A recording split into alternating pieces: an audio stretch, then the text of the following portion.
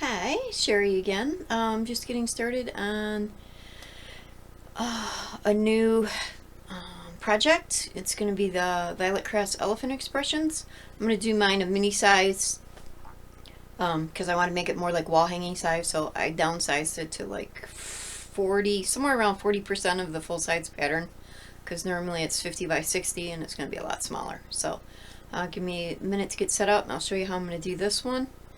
And it's part of a sew along with. I'm going to be following along with them as we go through and assemble this one. Hold on 1 minute and we will get everything set up over here. Okay, we're back. So I just cut the top of the legend key off the copy of this. I got an extra copy of it. I'll just put this up here for now. And then we're going to cut these off.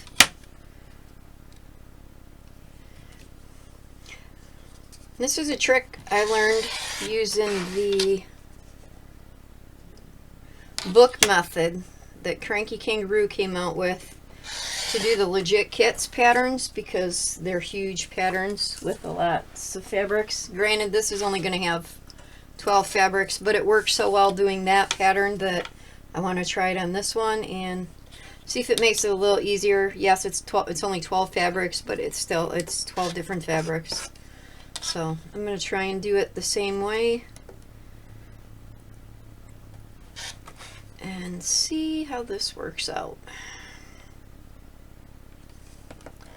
Because the last two I made, I had everything in Ziplocs in a shoe box or like a basket to try and keep all the fabrics handy, but not too handy. So. Okay, so that's all my pattern pieces.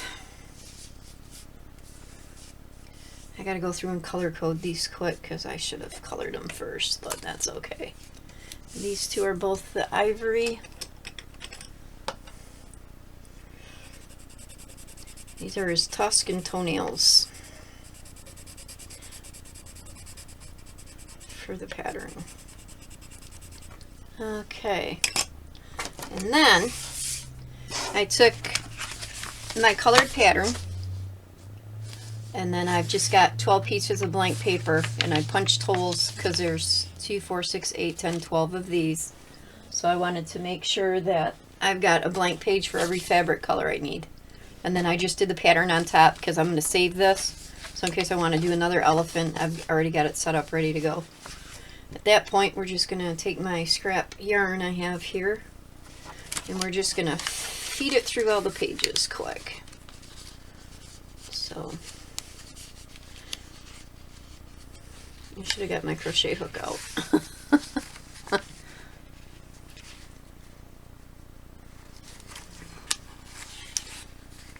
And it's not hard to do. You just do a bunch of, punch a bunch of holes. I probably could have put a few more in here, but I figure it's only 12 fabrics, so.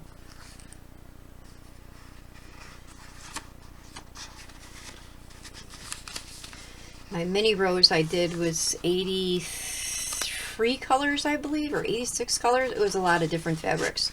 So this one only being 12 shouldn't be too bad at all. And then leave yourself plenty of slack. So, which doesn't seem like much now, but when you put fabric in it, you'll need it. I'd rather it be loose and you can flip the pages, because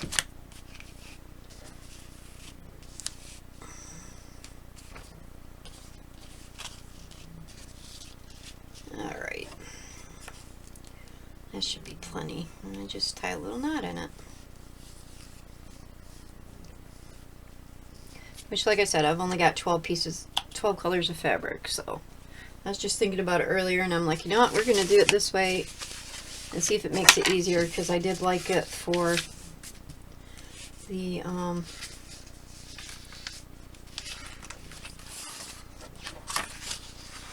now we can do these in order, or I think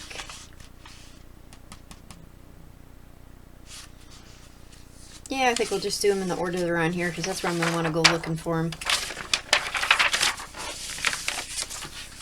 So, first page, Then I used two-way tape last time. I do not have two-way tape now, but same thing. It won't hurt anything.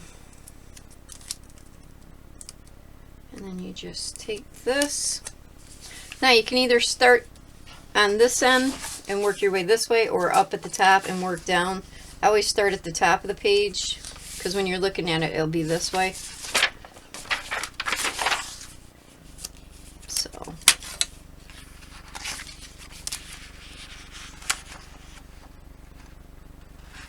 And then you just want it sticking out so you can actually see where your fabric thing is. Alright, that's the first one.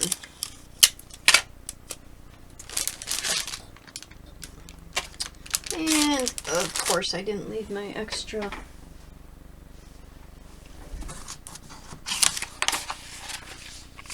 flour.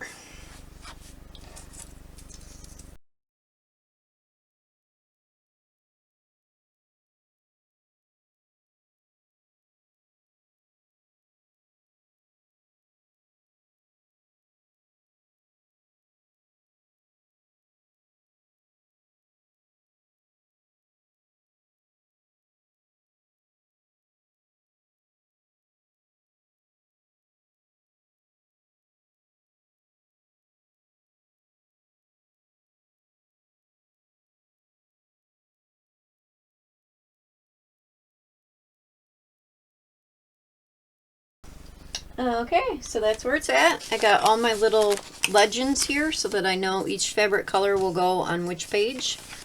And I got some slack in my yarn here so I can get some fabric in. Stand this up out of the way.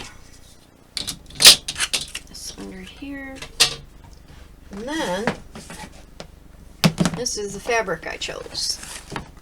Got all the little and this is how small these pattern pieces are. So, it's going to be a little elephant, but that's going to be a small version of that. So that's my pattern, and these are all my fabrics. Like I said, I got them in Ziplocs for now, but I don't like having them in the bags. So I did learn with doing this last one. Keep all my patterns in here, and I'll put the elephant in here for now so I don't knock him over some more. Okay, so, and I'm doing mine in purples. I have done a multicolored elephant, and I did a normal grays and such. Now we're going to do this one. So this is going to be my background fabric. I went with gray because obviously I've got all purple. So I figured the gray with the purple would be pretty. Because where I'm going to use it, I don't really want to use any kind of like a white or a light background because it's going to get dirty. And if it's, I don't want it looking dirty, even though it's going to get dirty. So, because we're going to use it. And I got way more than what I need. But I don't like wasting my fabric, so I'm just going to put the whole big chunk here. I may wind up cutting it tomorrow and taking some out, but that's fine. So that's the gray. And then my little cherries are here. And these are bags I used from the last time. And that's a good thing is if you do it this way, I just have this taped right to the bag. And then I just print out a new color. When I do the coloring page, I print out these, color them, and then just tape it right to the bag. So I know what my next fabric choice is going to be. In this instance, we're going to use the book. So. Alright, and then I've got that one out of the way. That's going to be the medium purple here. Where is it? This one. Lots of purples to choose from. This is why I like the book method. Okay, that's going to be the white. Now this, with the elephant, it normally has you do the tusk in 2 different colors and then the toenails in one of the colors. But I'm going to stick with just the one color. I did both my elephants with just one fabric color, and I really liked it that way. So we're going to, I can't see getting 2 different fabrics for the, it's going to be a tiny little thing anyways. That's we'll stick with the plus. Is this one? So this is the only variegated one I went with. My other two elephants, I did a lot of grunge. I did some flowers. I had a little bit of everything in it. So it's like this is going to be the first one that I only have one fabric that's, well, two, because I think I grabbed this other purple too, because it was something different. So, lots of solids in this one, which I don't usually, I'll use a lot of solids. Textures. Now, normally you couldn't get away with pieces like this, but because of the size of the elephant, the biggest piece I have is about half this width, so I can use smaller pieces of my scraps, which I also like very much. Alright, stripe is going to be my light one.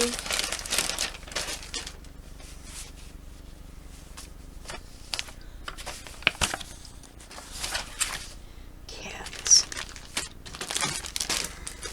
Lots of purples. I have to put on my Ziplocs back now. Alright, star.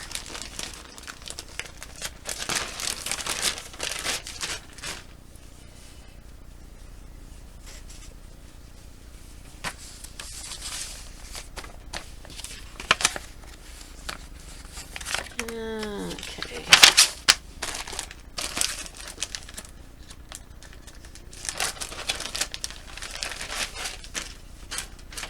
I don't know, I have two in here, but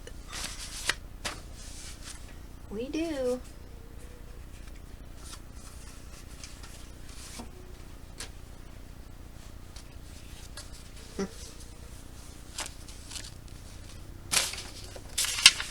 Apparently I was worried about not having enough of that color. And then flower. And what I actually should have did, because I've got this other yellow one back here, I should have put the two yellows on the same page. So we will do that now. So I'll have an empty page this go round, because I'm only doing it with one fabric. If you were doing the following the pattern calls for two different like colored fabrics. I didn't want to do it that way, so we will take this back to, where'd that other one go? Back there. There it is. There's my little heart.